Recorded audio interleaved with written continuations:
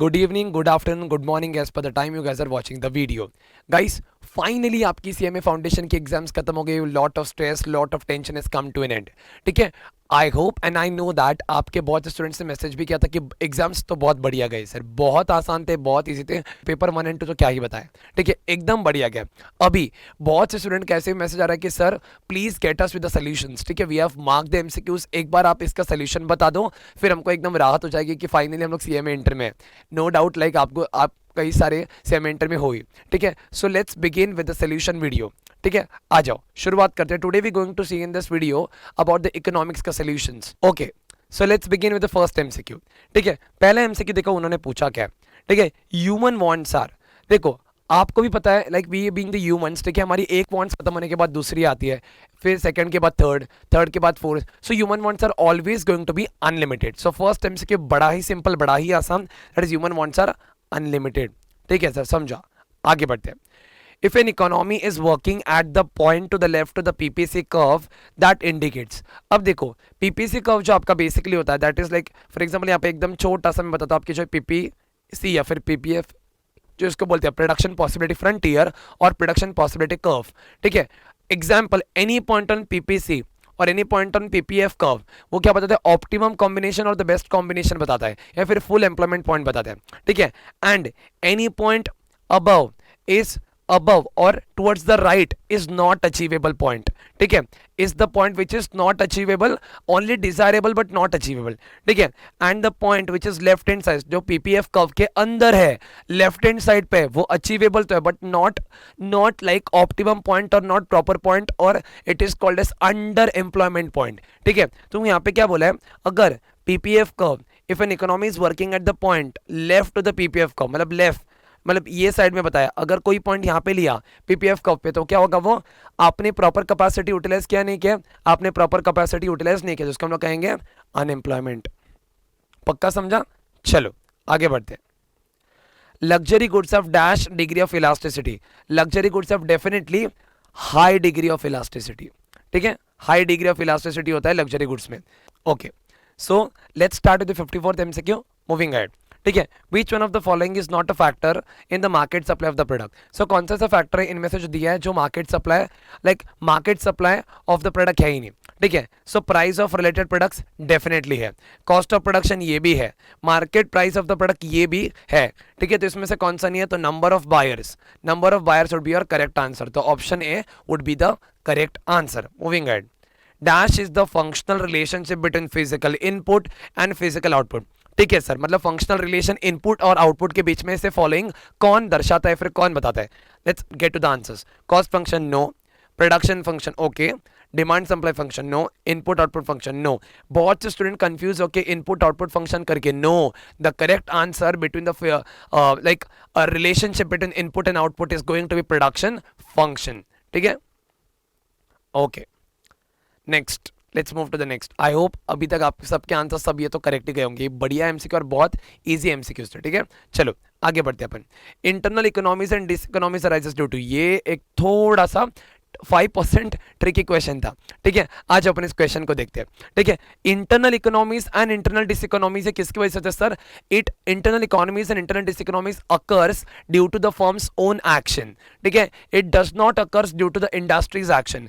If anything which is affecting you due to your own efforts it is called internal economies and internal diseconomies. ठीक है, सो internal economies and diseconomies arises due to overall industrial changes. No, this occurs due to external. So internal economies and diseconomies arises due to changes at the firm level. So answer B would be the correct one. ठीक है, next 57.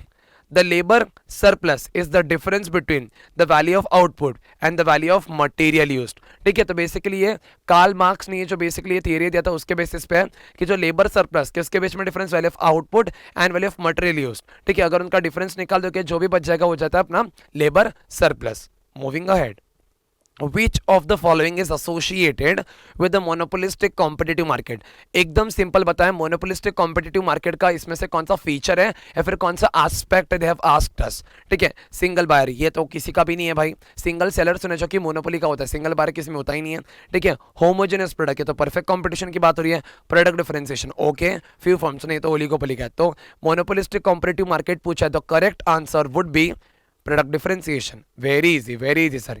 ये देखो ये तो like 59th MCQ तो मैंने लिख के दिया था आपको नोट्स में। If you remember we have make it in a written format when I did marathon also, main lectures also, score a batch also, we have did just like 59th we have given in written format.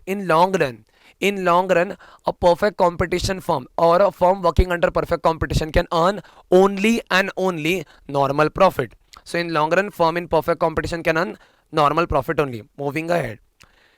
In a competitive market dash is the price maker the most, like मैंने ये same MCQ हमने like video में किया था। ठीक है, the bit questions. ठीक है, एकदम सिंपल है, I tell you what it is. ठीक है, मार्केट में देखो परफेक्ट कंपटीशन, ये बेसिकली यहाँ पे परफेक्ट कंपटीशन की बात करी गई है। परफेक्ट कंपटीशन में एक सिंपल लाइन कहाँ गया है, ठीक है, large number of buyers and large number of sellers. ये तो समझा सर, ये तो एकदम सिंपल है। And seller is the price taker. Perfect competition में सही सुना, seller is the price taker. Okay, seller price taker है तो क्या बायर प्राइस मेकर है? नो। किसने बोला? हमने क्या बोला है? सिर्फ seller is the price taker. तो प्राइस कौन डिसाइड करता है?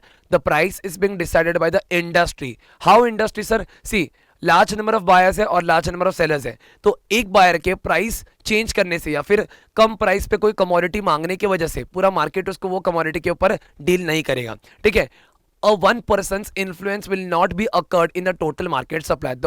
So basically the price in the perfect competition is decided by industry's interaction between demand and supply forces. पूरी इंडस्ट्री जो होगी, इंडस्ट्री का जो डिमांड होगा, on the basis of that the price would be determined. ठीक है, so in a perfectly competitive market, in a competitive market dash is the price maker, industry is considered to be the price maker. ठीक है, I hope आपको इतना अच्छे से समझा। ठीक है, when MC is equal to MR the firm will get dash profit. I hope ये आपको पता है कौन सा पॉइंट है, that is equilibrium point.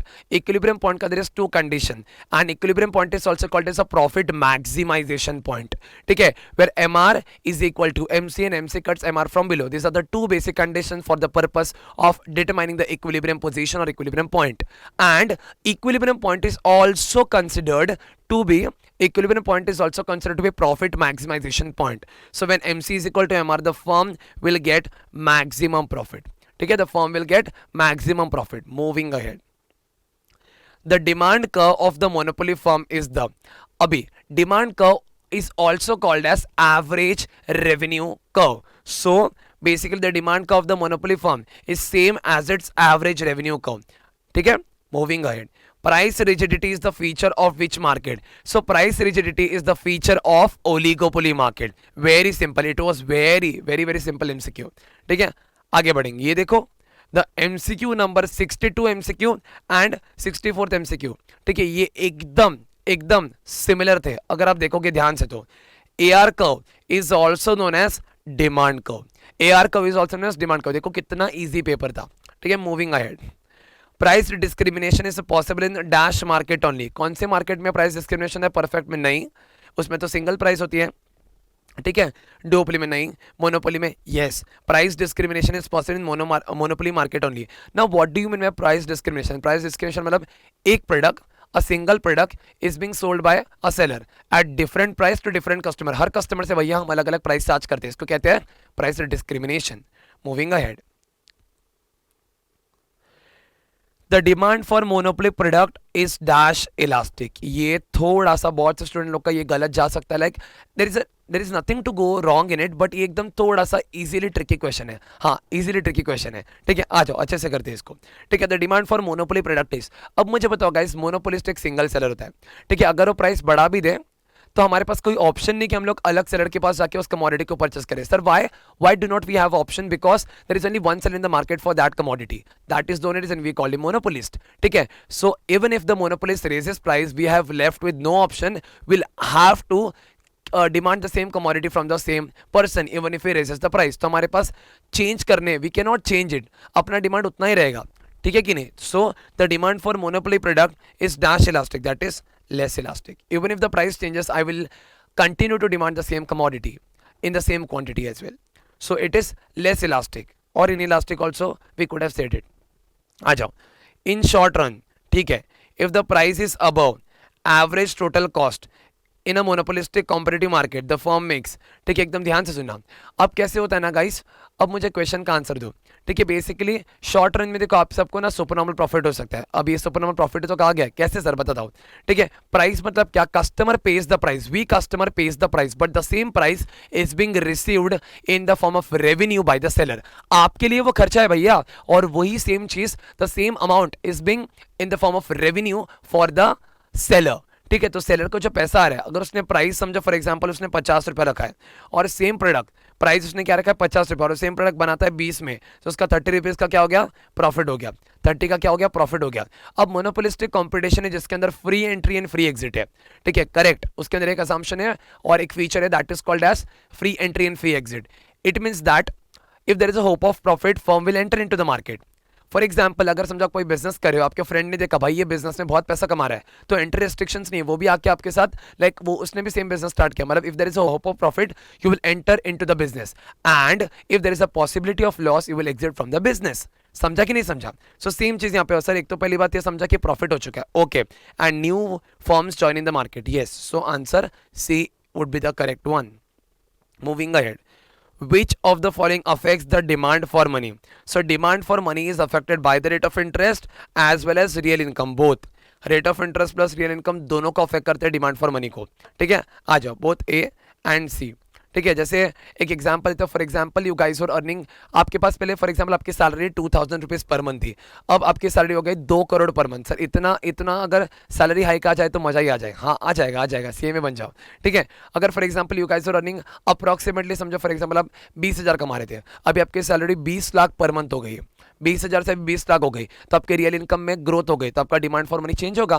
पहले आप normal commodities, inferior quality commodities you guys are consuming और purchasing. Now you will purchase the branded products, ठीक है, or the luxury items which you supposed to take it. ठीक है, so that like rate of interest and also real income is going to affect the demand for money.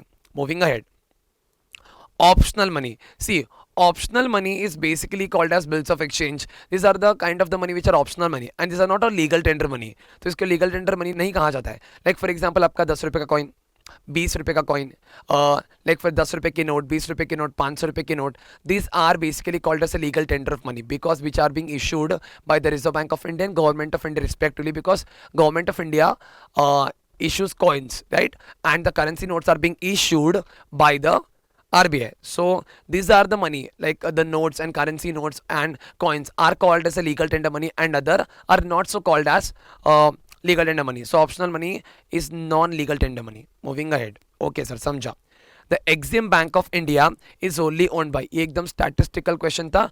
Basically these are the statistic question which you guys have to like understand. मतलब understand करने जैसा concept कुछ नहीं है, इसको बस याद रखना है. ठीक है, so Exim Bank of India is only owned by Government of India. ठीक है, so option A would be the correct one. Moving ahead. RBI checks inflation. RBI checks inflation means RBI controls inflation. RBI checks inflation means RBI controls inflation by increasing the CRR as well as increasing the bank rate. The correct option would be C. So C is the correct option. ठीक है, moving ahead. Money market includes, so money market के instrument कौन से sir? Bills of exchange yes, but treasury bills yes, government securities ये भी है. So all of the above would be the correct answer. पक्का समझा? मनी मार्केट के तीनों, बिल्स ऑफ एक्सचेंज हो गया, ट्रेजरी बिल्स हो गया, गवर्नमेंट सिक्योरिटीज, ठीक है, commercial papers, these are all the instruments of money market. Moving ahead. Money market is control by, बहुत बहुत आसान. मैंने like I have made you assure that money market and capital market was एकदम detail में done in bit questions also and at the same time in marathon series or score batch we conducted. In that I told you that money market is basically of two type, regulated and unregulated. Okay, so regulated money market is that money market which is being controlled by Reserve Bank of India. So money market is being controlled by the Reserve Bank of India. Very easy, very easy. Manipulation in CRR enables the RBI. ठीक है, मैंने आपको देखो question या फिर एक concept बताया था आपको, एकदम ध्यान से सुनो.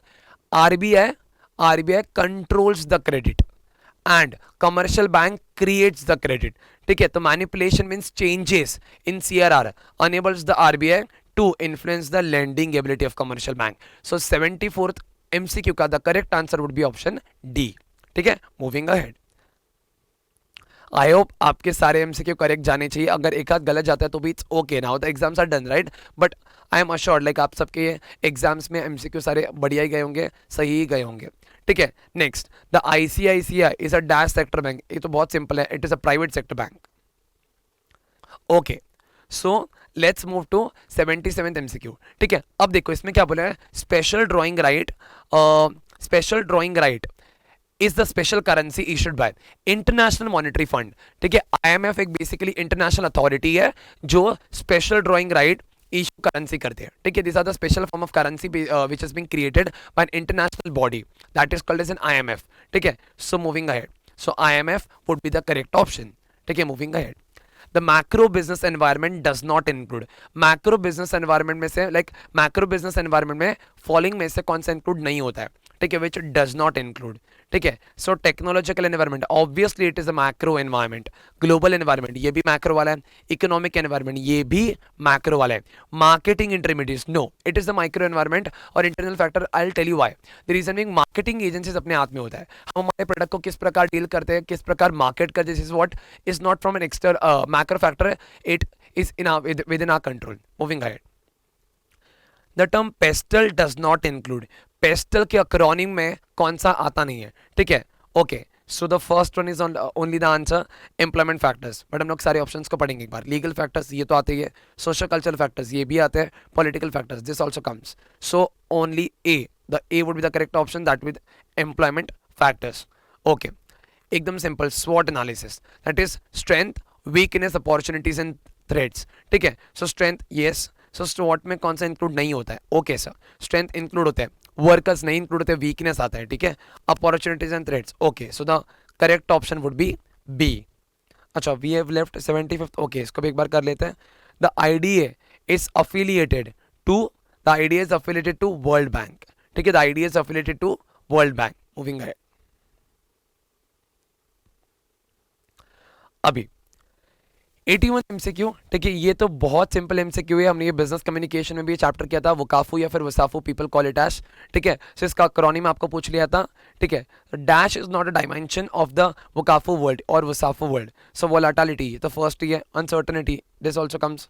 ठीक है, conformity no, complexity would be the correct one. ठीक है, so this is the answer. ठीक है, एम्बिग्यूटी भी होता है। ठीक है, Porter's 5 forces model does not include.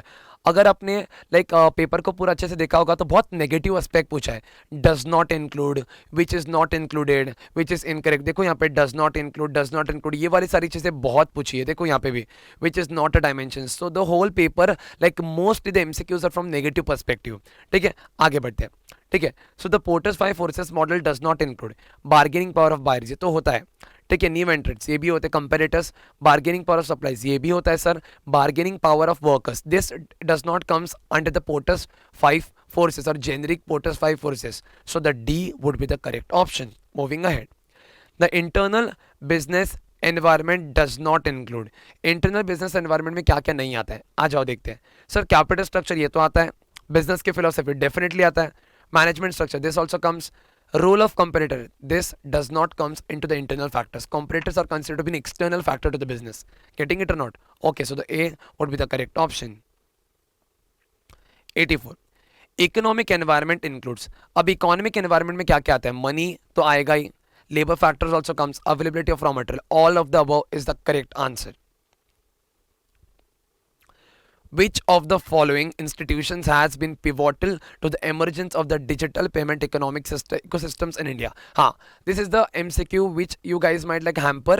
ये MCQ सर कहाँ से आ गया, ये बुक का ही MCQ है, अगर आपको नहीं याद है लाइक ये MCQ लाइक इसमें आपको दिक्कत आ सकती है। सो इसका correct answer would B national payments corporation of India. So NPCI is basically Corporation of India which looks after the payment national like digital payment system को ये like this department looks after। समझा कि नहीं समझा, National Payment Corporation of India। So this way we have completed economics का solution या फिर answer sheet. ठीक है, आपको अच्छे से इसको देखना है, आपके आंसर्स को वेरीफाई कर लो। ठीक है, एंड आई होप आप सबके maximum to maximum answer have been got correct. ठीक है, so all the best. Okay, मिलते हैं इंटर में, चलो बाय।